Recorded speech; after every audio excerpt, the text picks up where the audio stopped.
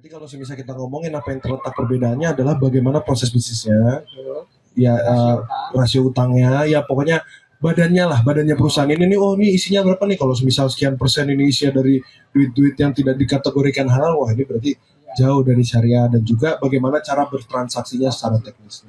Oke, mungkin di sini nih, mungkin kalau semisal ada teman-teman dari FEB nih, itu berarti itu kan dijelaskan ya, ya Bang Amsi ya, di dalam buku Saham Syariah Kelas Pembaca. Sangat jelas. Oke, jadi sekali lagi ini aku nggak akan lupa untuk mengingatkan sama semuanya, mungkin yang mendengar ini juga, langsung aja kalau mau cari bukunya di belakang boleh langsung dicek, itu ada diskon 10%, langsung aja ke sana. Dan juga saya mau ngelanjutin gini. Ini kan rata-rata di sini banyak mahasiswa nih Bang Amsi. Kalau semisal kita ngomongin saya tuh baru masuk ke pasar modal itu Januari 2021. Itu saya pertama kali bikin akun di saat itu. Mungkin untuk buat terjun ke sana, buat terjun ke bank syariah, apa yang bisa saya pakai alasan saya, misal apa yang akan berkembang di bank syariah, mungkin bisa dijelaskan nih. Biar saya punya alasan, saya biar oke, ini bank syariah, karena kalau bisa dijelasin dengan rasio investor tadi, itu jujur sangat menjanjikan. Karena bahkan pasar modalnya sendiri di Indonesia itu pun memiliki growth yang sudah jelas fundamentalnya gitu. Apalagi kalau misal syariah ini juga diikut sertakan, ibaratnya kan yang sadar nih sekarang belum banyak nih. Nah, bisa curi start duluan dengan Bang Amsi ya. Itu mungkin bisa dijelaskan Bang Amsi. Tentang saham syariah. Tentang saham syariah itu sendiri, apa yang bisa menjadi potensi atau menjadi alasan buat saya orang awam langsung terjun ke sana. Oke, kalau teman-teman ngecek pas pandemi, itu yang paling growth indeks itu GI 70. Gak ada yang ngalahin itu di seluruh dunia. Jadi di seluruh dunia ketika pandemi, instrumen yang returnnya paling besar, bahkan mengalahkan Bitcoin, itu BRIS. Boleh cek kalau nggak percaya. Tahun 2020 yang ngalahin semua instrumen investasi itu saham BRIS. Karena dari 100 ke 3.800. Dari 135 ke 3.880. Itu berapa? 30 kali lipat lebih. Saya ngerasain tuh Bang. Betul ya? Saya ngerasain. Iya. Kemudian orang bilang, oh itu kan cuman hype aja, Mang, lagi rame aja. Pak Erik, Pak Eto lagi merger aja gitu kan. Di tahun berikutnya itu nggak akan terulang sama yang sama. Buktinya, 2021 apa yang naik? Digital. BANK, Bank Aladin Syariah itu naiknya dari ratusan ke ribuan juga. Kemudian MTDL. Kemudian misalnya saham-saham lain, kecuali Buka dan Goto ya. Karena itu bukan saham syariah. Orang protes, Mang, Buka kenapa? Buka nggak masuk saham syariah? Iya, dia hutangnya aman, tapi pendapatan halalnya nggak aman karena dia punya saham BBHI, Alobank banyak. Jadi pendapatan halalnya melebihi 10%. Makanya Buka didepak dari saham syariah. Goto sejak awal sudah nggak syariah. Makanya ketika Goto IPO-nya besar-besaran, saham syariah tiarap aja. Saya nggak bahas Goto karena nggak masuk saham syariah. Kenapa? Karena pendapatan halalnya juga besar.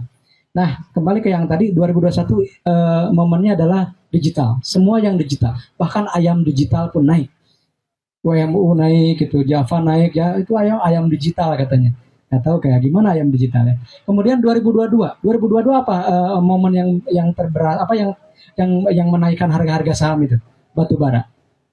Karena krisis geopolitik Rusia, Ukraina. Dan kebanyakan saham batu bara itu saham syariah. Adaro, ITMG, PTBA, kemudian Harum, itu semuanya saham syariah. Yang mengalami lonjakan harga besar itu saham-saham batubara yang notabene adalah saham syariah.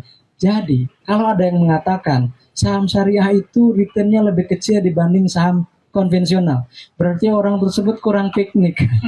Karena berarti terfokus cuma ke indeks aja.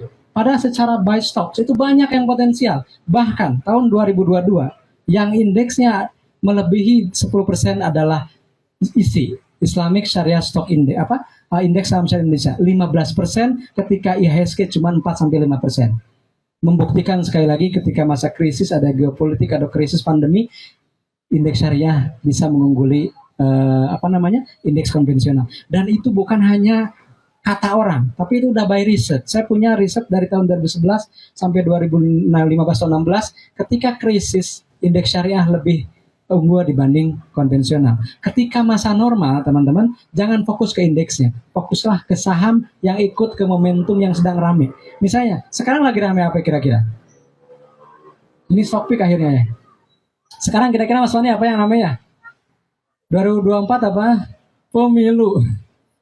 Pemilu kira-kira yang rame apa? Media dan konstruksi. kan biasanya menggenjot pembangunan begitu, udah kebayang dong saham apa yang akan naik ya, tapi sahamnya lagi rugi banyak gitu kan, yang punya pemerintahnya gitu. Cari yang alternatif lain yang masih untung. Jadi kita bisa memanfaatkan momentum saham-saham konvensional, sektornya sektor apa? Kita tinggal cari yang versi syariahnya. Semudah itu kalau saya. Jadi sekali lagi kalau ada yang mengatakan saham syariah tidak lebih bertumbuh dibanding saham konvensional, kalau secara indeks mungkin pernah terkalahkan atau diungguli. Tapi secara saham, perseorangan saham, individual saham, ada saham-saham yang bisa multi bagger dalam setahun itu. Gitu mungkin Mas. Tinggal bagaimana kita menganalisa fundamentalnya. Ini banyak info-info yang saya baru tahu. Bahkan yang bridge itu, saya tuh nyadar bridge itu kalau nggak salah, saya baru ibarat saya masuk itu 1000-an, 1700-an lah, dan saya ngambil untungnya itu sekitar 2000-an karena mungkin mungkin setahun yang lalu tuh sempat ada ini ya, ada kasus yang bridge itu barengan sama Antam tuh. Ya yang barengan itu saya cukup merasa saya sih udah bridge lepas itu udah lama. Oke, jadi teman-teman pada intinya sebenarnya kalau misal teman-teman menggunakan data research itu tadi, saham syariah ini yaitu growth-nya sudah ditunjukkan karena apakah ini bisa dimungkinkan karena orang saham syariah ini cenderung aman untuk secara jangka panjang, mungkin secara fundamental. Apakah ini ada kecenderungan investor yang memilih ke sana, Bang Amsi? Ya, teman-teman saya juga yang kan investor saham syariah itu bukan harus, tidak ada syarat untuk berinvestasi syariah itu harus muslim, enggak. Ya, jadi semuanya bisa beli. Semuanya bisa beli. Bahkan teman-teman saya termasuk Pak LK juga suka mengatakan bahwa saham syariah itu cenderung lebih aman. Kenapa? Karena porsi utangnya kecil. Jadi dari sisi likuiditas dan solvabilitasnya itu cenderung aman. Rasio DER-nya rendah, rasio CR-nya tinggi, current ratio, quick ratio-nya tinggi. Kan kalau kita bicara fundamental seperti itu ya. Cari yang current ratio-nya bagus, yang tinggi, kemudian debt to equity-nya rendah di bawah 1, dan itu sudah otomatis tersaringkan atau terscreeningkan ketika berutang beras bunganya harus di bawah 45%. Secara tidak langsung berarti utang yang punya yang punya basis bunga itu rendah untuk saham syariah, dan secara solvabilitas itu lebih aman. Mungkin itu Kak. Nah ini benar ya, berarti pada intinya sebenarnya mungkin saya nyebutnya secara syariat Islam sendiri sudah mengamankan fundamental perusahaan ini. Kalau kalian mau jadi syariah, ini aturan dari agama seperti ini. Dan itu benar gini. Jadi kita juga pernah ada nih, terutama BUMN Mas Fani, itu sering protes. Kenapa saya nggak masuk syariah? Kadang masuk, kadang dikeluarkan, kadang masuk, kadang dikeluarkan. Nah oleh OJK dan DSM itu suka ditegur. Kalau bapak perusahaannya ingin masuk syariah, kurangin dong utangnya. Nah disitulah dakwahnya kan kita ya. Jadi kan salah satu misi dari komunitas kita juga memasyarakatkan saham syariah dan mensyariahkan saham masyarakat. Kayak orde baru gitu ya slogannya. Jadi memasyarakatkan saham syariah disosialisasikan, dan juga saham yang belum syariah itu kita bisa syariahkan dengan cara mempersuasi gitu. Kalau mau syariah ya kurangi dong utang beras bunganya, kurangi dong pendapatan halalnya, akhirnya masuk gitu. Seperti tadi konten saya sebut misalnya yang sering keluar masuk, misalnya ada Pegas pernah keluar masuk, Jasa Marga sering tuh, kadang masuk, kadang keluar, kadang ya. Kenapa? Karena berbasis bunganya itu tiap tahun berubah-ubah gitu. Tapi kan ada yang konsisten juga, misalnya yang konsisten, BRIS pasti gitu, pasti selamanya ya di situ, kecuali BRIS jadi bank konven. Atau misalnya saham yang lain, misalnya Elsa itu konsisten gitu. Tapi ada yang keluar masuk seperti itu Mas. Jadi di situ juga akhirnya kita bisa meyakinkan kepada emitennya kalau mau saham syariah, kalau mau masuk saham syariah, kurangi porsi utangnya. Seperti itu. Wah, ini benar-benar knowledge yang baru buat kita yang ibaratnya dari pemain saham konvensional gitu ya.